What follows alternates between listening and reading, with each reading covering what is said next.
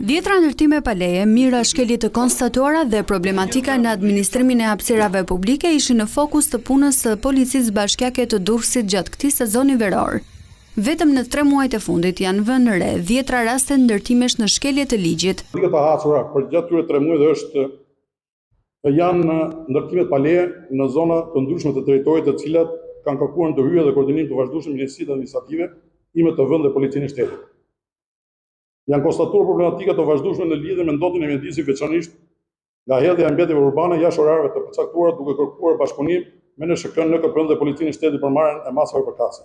Kontrollet janë shtrirë edhe për zënien e hapësirave publike nga bizneset, si dhe për administrimin e plazheve publike dhe atyre të refuzuara nga Agjencia Kombëtare e Bregdetit. Janë hasur problematika në administrim dhe monitorim të plazheve publike, si dhe të plazheve të refuzuara nga AKB-ja, duke kërkuar kontrolle dhe masa të përbashkëta me RB-n dhe Policinë e Shtetit në zbatim të urdhrit numër 221 datë 17/6/2026 të Kryetarisë së Bashkisë.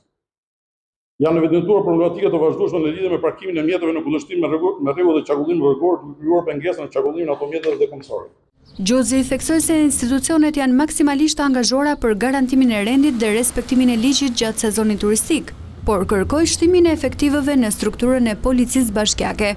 Ai argumentoi se territori i Bashkisë së Durrësit është shumë i gjerë dhe kërkon më shumë kapacitete për monitorim dhe kontroll.